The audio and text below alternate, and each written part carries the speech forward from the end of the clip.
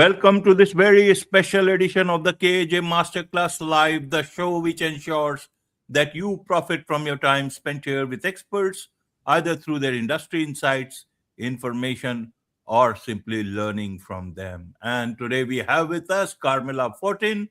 She is a CEO of Seattle Startup Coaches, host of the AI Marketing Coach podcast, a fractional CMO, has spent over a decade helping organizations navigate digital transformation. So we'll talk about discover with her how to navigate the emotional traps of transformation, build trust while everything is shifting, and unlock AI's potential by strengthening the human foundation first. Welcome to the show, Carmela. Thank you. Thank you so much for having me. You are welcome. Welcome to the show, Carmela. Welcome to India in this online form. And I'm sure not just in India, but a lot of people across the globe, a lot of leaders across the globe will benefit from what we are going to talk right now. We'll be talking about the human side of artificial intelligence and much more. But before that, let's talk a bit about your journey, your background, so that the audience knows who they are listening to. Absolutely. So it's great to see everyone out there. As you mentioned, I am Carmela Fortin. I'm a fractional CMO and AI marketing strategist. And I have spent my time, my professional time, helping SaaS founders and revenue teams scale by fixing part of their business that most people overlook. And that's a lot of the pre AI layers. So, your organizational clarity, your alignment, your decision making structure, and all of those things that you need before AI can actually create leverage instead of amplifying maybe the things you don't want it to.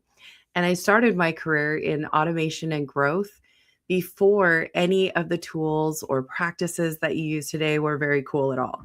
And so my strength is deep analysis, unstructured data that creates new outcomes, and really connecting systems and people. And I've designed a lot of the practices and AI tools that you use now as either a builder or a design partner. And I've also led go to market and AI startups across the country and built growth systems for teams, early stage to enterprise. And I said across the country, but actually it has been globally. So, and I also run Seattle Startup Coaches, where I work with founders to clean up their messaging, sharpen the positioning, and really build a growth engine for low cost, because startups don't have a lot on spend. And that way things aren't falling apart the moment that you introduce either AI or either market difficulty as well. Absolutely, absolutely, Carmela. So, to understand it better, let's understand it from a common person's perspective, small businesses' perspective, especially for businesses who are, in places where they have a good system, but are not attuned to everything that somebody in a big city is. So, from that point of view, Carmela, what is it that you are trying to do with what you do, and want people to understand about what you do? That's a great question.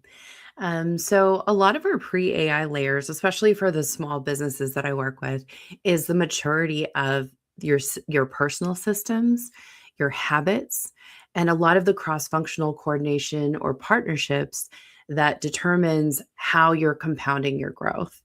And I see a lot of small businesses attempt to, accelerate their growth with the leadership qualities that they have in place or the tools that they can find online. And that makes sense because it's low cost, it's low barrier of entry, but a lot of it is built for what is, or it's what is being sold to us.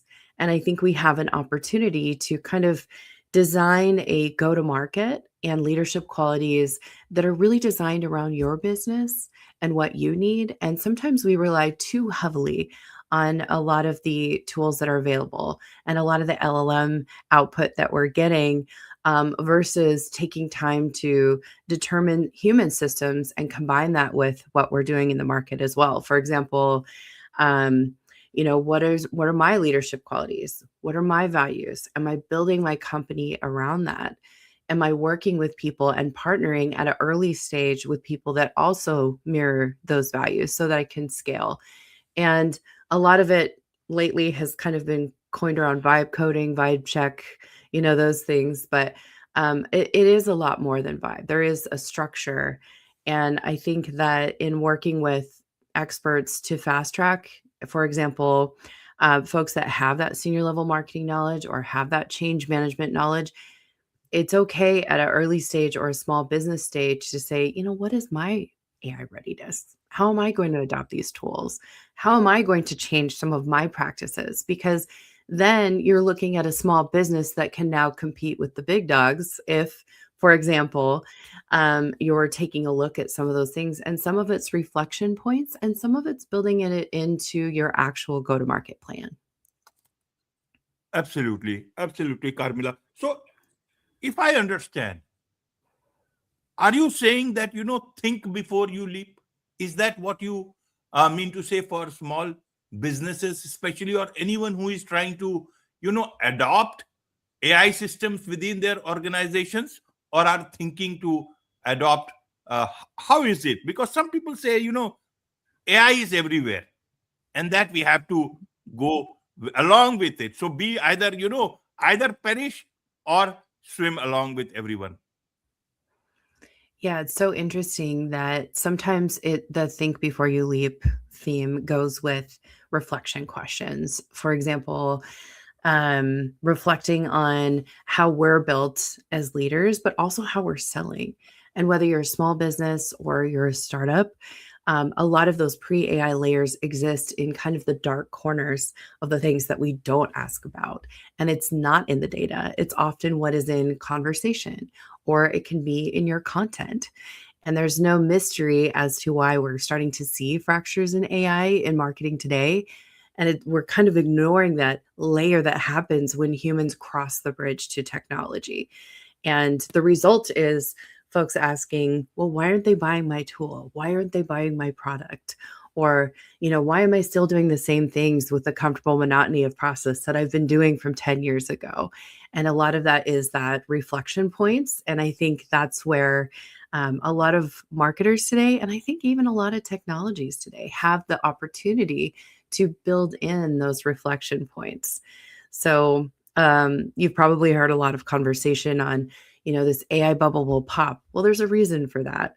It's like if you've ever seen a commercial and there's been a medication on the commercial, and the majority of the commercial is a voiceover talking really fast about the side effects and then choosing to ignore the side effects. So what we have an opportunity to do is not ignore those side effects, whether we're selling into an organization or we're creating an organization. And we hear a lot of, doomsday talk about AI in keynotes and things like that. And I don't want to be that person, but I do want to impart on small businesses, startups, and really the AI community as a whole is that change management does matter. And we've relied on transformation or AI readiness or standard change management practices to date. But we have an opportunity to evolve that and start to create a new model, which is where that pre-AI layer comes in. Absolutely. Absolutely, Carmela. So, for those people who are looking at AI adoption within their organizations, how should they evaluate this part? Should this pre AI layer be about their own, comfort with technology or understanding of technology? Or, because depending on the age as well as the way they have grown?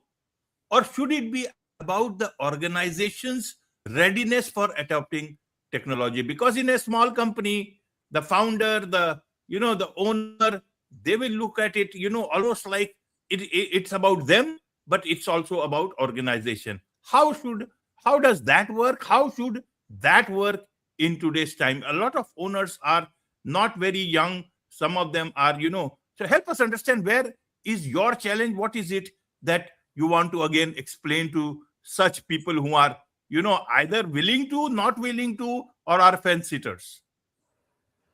I would definitely say that this is the intersection point in the market in our history with AI, where the founders that say, oh, that's nice, and keep relying on LLMs for everything, or they do have a small team. They say, okay, just hold on. Let me just pull this up in Chat GPT.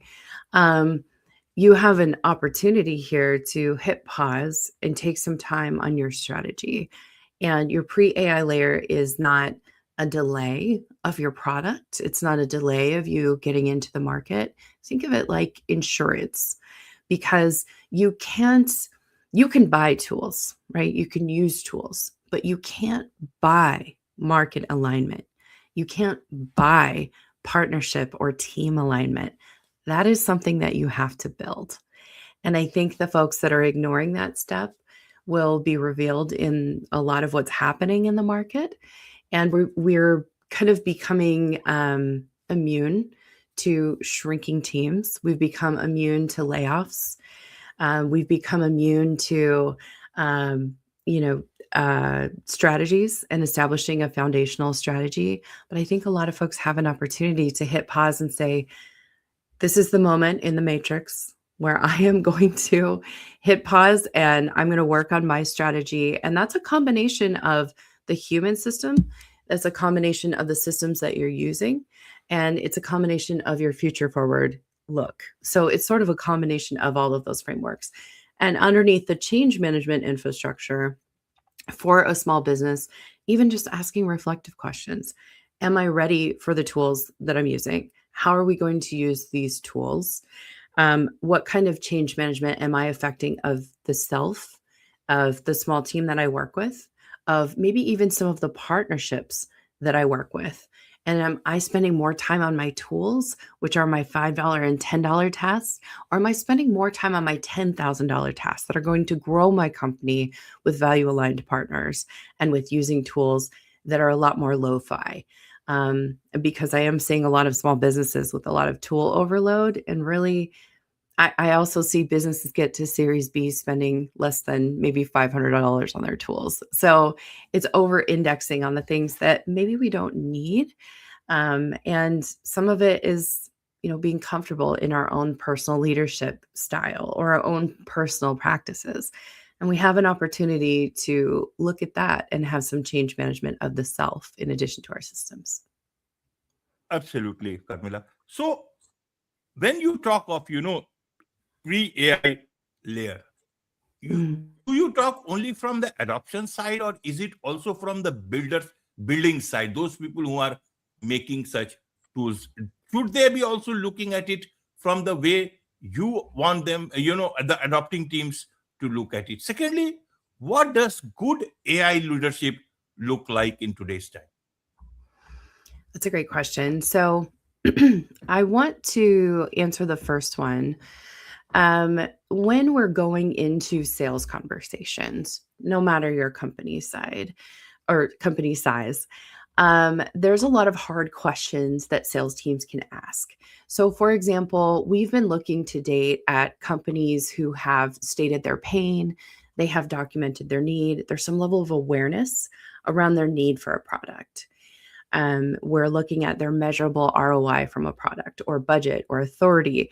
And we're looking at a lot of old school structures like BANT. But AI has disrupted all of these structures. So if you're selling into an organization, the buyer themselves may not be aware of what those pre-AI gaps are. And sellers have an opportunity to diagnose those layers before they're pitching a product. So, for example, asking really hard questions, and I'll tell you what those are, around their internal boundaries or their employee sentiment, or maybe how they verify and use tools. Maybe some of their intent clarity or some of those pockets of fear, hesitation, or even leadership bias, because a lot of leaders they're selling into, even if a company changes, the companies you're selling into may still operate off of old models. So we want to make sure you're not selling into frozen ground. And so as a seller, if we're saying, for example, what part of your workflow feels emotionally charged for the team? Or where do you expect AI to lighten the load? Where might it accidentally increase it? But also asking those questions of products as well. Where is this going to make it easier? And where is this going to make things harder for the person that I'm selling into? So it's almost like we're taking a step back on some of the overcomplicated questions that we've been asking to date. And then asking about human judgment. So where do you intend to preserve human judgment with what you're doing today, because otherwise you could be scaling your product or you could be scaling your models into what their AI model is and not really looking at your human buyer. So take a look at when you're selling a product, whether it's B2C or B2B, where is human judgment coming into that buying cycle and where is it not, to make sure you're still selling into those places. And also ask where there's hesitation or nervousness about a tool or product, and starting to sort of kick the tires as sellers around some of these areas. We can kind of diagnose what we're selling into, to make sure that we're kind of doing a pre-AI readiness scan. Why are we using this product? Where are our boundaries? Where do we have permission or not? And am I selling into an LLM model, or am I selling into, where they're using AI in their organization or in their marketing or in their partnerships, or am I selling into human judgment? And make sure you retain that human judgment, because that's where a lot of things can get lost. So the pre-AI layer has a lot of layers underneath it. And we want to make sure to pay attention to that structure. And then I also wanted to answer the question in regards to the organizational structure. If you have a small business, sometimes you have a head of marketing. Sometimes you don't. Sometimes it can be a VP of marketing or somebody that you've just known from college, or it could be you as a founder. And what we've seen to date is the CMO role. And I think there's an opportunity for a CMSO, which is an evolution of the chief marketing officer. And so this person brings together system design, change management with a certification, and AI fluency in one role, so that the company can scale both the systems and the people at the same time. So you're scaling your systems, your campaigns, and your people all in alignment. And there's a lot of fluidity. And the CMSO can ensure that the organization is structurally ready for AI, with workflows that are stable, some data that's very trustworthy, teams that are aligned, and also humans can stay empowered rather than feel displaced. And a lot of folks feel displaced whether you've survived a layoff or you've been in a layoff. And that can be very disheartening as well. So we're in a world where AI acts as an accelerant, and a CMSO can really be that architect of readiness, alignment, and long-term scalability. And I think that's the future of pre-AI layers as well. Not just adopting AI, but building the organizational muscle that allows it to create real compounding leverage and scale with the future of technology. So even if you're a small business as a founder, right? Or you're a small business owner, asking yourself, well, am I scaling just the systems? Am I scaling just the people? Or am I just taking a step back and creating a model where we're ready for what comes next? And some of that could even be reflection. It can be structured. It can be unstructured if you're in a small business environment. And you'll see a lot of those wins come out of what previously used to be losses. And I do believe strongly that there have been to date, you've probably all seen it, new roles evolve called the go-to-market engineer or the marketing architect. And that's definitely helpful, but you're scaling systems. And oftentimes these aren't folks that have spent 9 months in a certification to really look at the underlying layers of change management and diagnose AI readiness within an organization. And I do believe that there's an opportunity to combine a lot of the marketing smarts and the tools and some certified skill sets to create some new roles in the market. Absolutely. So, Carmela, when do you come into the picture, and which side do you generally represent? Are you, your services are either from the buying side, those people, or those people who are building such tools? I come in at both ends. Sometimes I have started, most of the time actually, I have AI founders that will engage my services and ask for me to come in at really any level of that journey, whether it's people or systems or organizational readiness or campaigns, and dive in and start to grow where the problem is most heavy and then build a model outwards from there. And because I've been doing this for so long, well over 15 years now, it's very easy for me to dive in and build something. And oftentimes We have projects that last anywhere from 6 to 9 months or 9 to 12 months. And it's really helpful because it's sort of like going into a doctor's office and having them resolved an ailment and say, hey, I never want to see you in here again. I love my clients, but my goal is to build something that they can take, and it's going to cycle even 10 years from now as a foundation. And then they've built off that foundation, and I see them growing in the market. And I get a lot of phone calls, and I have a lot of brands that I've worked with that have benefited from that model, so that we're building something that feels sustainable for them. Absolutely. One thing my personal understanding is that there are several of these founders, small businesses, they don't have any issues with AI. They know that it can help and they can also work. What a lot of these people think that they have built up with so much of human interaction within their system with their customers. A lot of them know them personally, almost like a mom and pop store, but in a wider sense. And that coming of AI, you talk about the doctors also. When it's much more of a human connection, they know that they have built up their Yeah. clinic or their services in that. And they want the systems to be efficient, as much efficient as possible. But two things that they are worried about is that if AI comes in, what is left of their USP? What is left of the soul of what they have built or Yeah. are building? How do you assuage this sort of thinking when you are coming from the builder's side and help them understand about this? Second thing is, small businesses, they are also worried about the data security. Till now, they have kept their data within that thing and have assured, their clients are assured, especially again, medical, insurance, and so many things. When another company comes in, how do you again assure that their data is very much secure? Because they will look at it from their own side. Secondly, even if the person who is promising that their data is secure, tomorrow it may get bought up by another company. All these acquisitions keep on happening, then all the data is gone, and the person, you again, it all, the person will go out of business if their customers data, clients data, doctors data, they go out in a any dark web or anywhere else.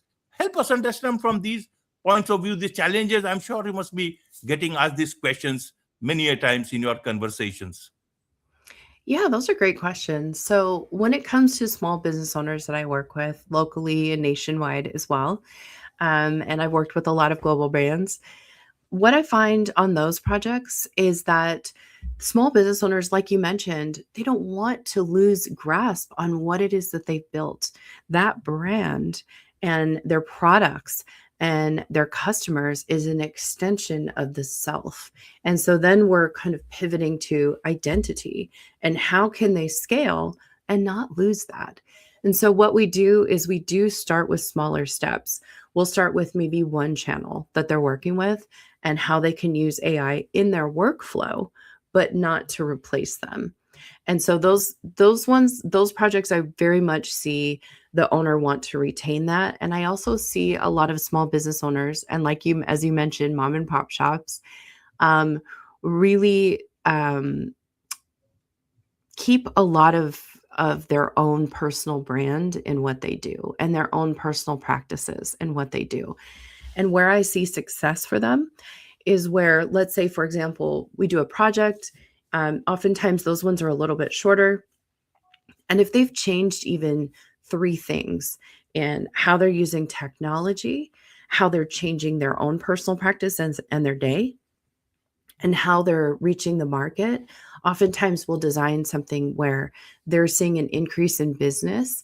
Most of the time, within the first 3 months, we see about a boost of 10 to 15% in business.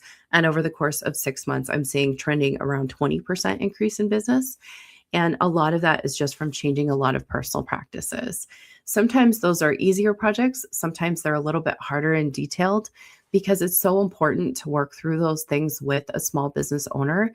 And that can be something like how they're using social media or their AI tool adoption and how they understand AI tools. And I'm not saying that a lot of small business owners take the time to really have full immersion in those tools. And so what we do is we go through them together. And so there is a lot more teaching on that side of the house, but really not a whole lot more than I would have on a larger project like a Series C company. So we take a lot of time with those things. But again, it's the system that we're looking at. We're looking at systems. We're looking at our personal practices and systems. And we're also looking at the readiness of the market. And we're combining those things to start to ask questions around how am I implementing change management? How am I doing my AI readiness? And how am I scaling with a strategy where I'm still retaining that personal brand and my vision for where I want my company to go? And all of those things are important, but I don't think that they're really scaling when I see a lot of folks just use purely LLMs or Google their strategy or something like that. I'm seeing a lot of sameness start to scale in the market, and that impacts growth because then when you're scaling with sameness, you sound like all the other brands around you. In regards to your second question around data and compliance and security, I don't think you said compliance actually. I think you mentioned more security. Around that one, oftentimes what I do, let's say for example, I'm working on an AI SaaS product. What we will do is I'll work closely with the product team and usually with the founder to make sure that we've ironed out where compliance is at, any certifications that need to be in place. And oftentimes, and this is for you startup founders out there, we'll create a page on the website that is just an LLM page, and or on the product page, we'll have something that's purely for the data compliance team.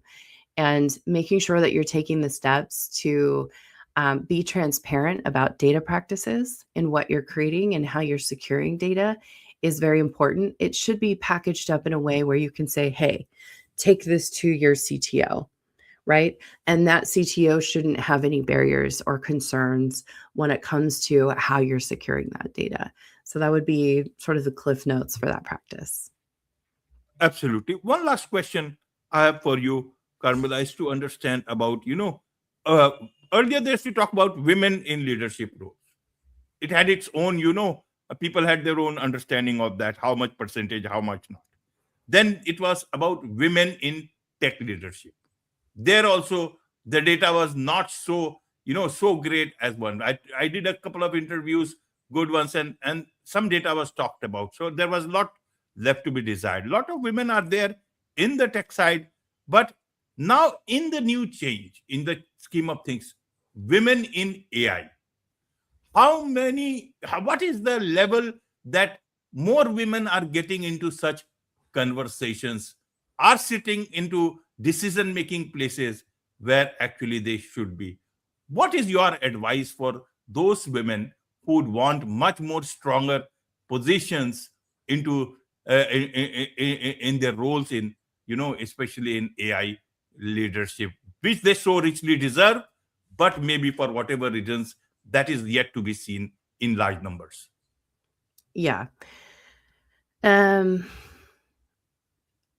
This is such a multi-layered question. I love it. I think that I saw an acceleration of women in AI leadership roles probably 3 or 4 years ago. And I'm seeing a lot of that take a step back. And it's apparent when you look at the leadership page for a company and it's all men. And oftentimes when I've been at a company, I've been the only woman, in a leadership role aside from perhaps, HR, which is a typically female role. And I'm just seeing it take a lot of steps backwards. I think a lot of that is market trust. I think it's a lot of different factors. But what I would say to women that want to be in those roles, do it tomorrow. Do it today. Just do it. Don't wait for permission. No one's going to give you that permission. I never had a seat at the table, but I took it. And sometimes in the social media world that we live in, a lot of women in tech roles, attempt to get to that place with either being an influencer or being online or having the loudest channel. And I don't know that that's always the path, because people will check under the hood and make sure that the knowledge is there. And that's something that I firmly believed in my career, is that if I'm going to do something, I want to be the best at it. I want to be the most certified, and I want to be the most changing in the market. But when folks take a look at, is that knowledge in place, I will always still be the best. And I think that a lot of knowledge today, it's not earned by being the loudest on TikTok, for example, or having the most hooks. It's definitely from doing the work. Because as this AI, bubble starts to pop, as we're starting to see a lot of exhaustion, a lot of fragility, a lot of market distrust, people are going to go back to those best practices. And did you take the time to really work on your qualifications, or do you have over qualifications and maybe no one's heard about it? So I see a lot of women who are overly qualified, but no one's ever heard about it, or they haven't sold or worked on those things as well. And for me, being a systems analyst that definitely was not client facing for so long, I had well over 6 years of just being up to my elbows in data, and then doing the hard work to work with organizations like Toastmasters and learn how to do public speaking and learn how to take a lot of that hard work that I was doing and make sure that someone saw it. So if you're a woman out there and you're looking to get into this space, don't ask for permission, do the work, and make sure people have an opportunity to hear about those great skills that you have. Absolutely, absolutely, Carmela. Well put. There's so much to learn about all this from you, and I'm sure a lot of people, a lot of organizations, a lot of women would want to connect with you, learn more about you, about your journey, and the things that you do as at startup coaches, Seattle startup coaches, and at your podcast, and as a fractional CMO. What's the best way for people to connect with you? Yeah, so take a look at seattlestartupcoaches.com or the AI Marketing Coach podcast, and you'll have an opportunity to hear more about pre-AI layers, about marketing, about AI, about leadership, and all of the different elements affecting everyone today, in addition to my true love, which is coaching and making sure that executives have an opportunity to realize their full potential. Wonderful. With this, it's a wrap on this very special edition of the KAJ Masterclass Live. Thank you so much indeed for joining us. Thanks so much.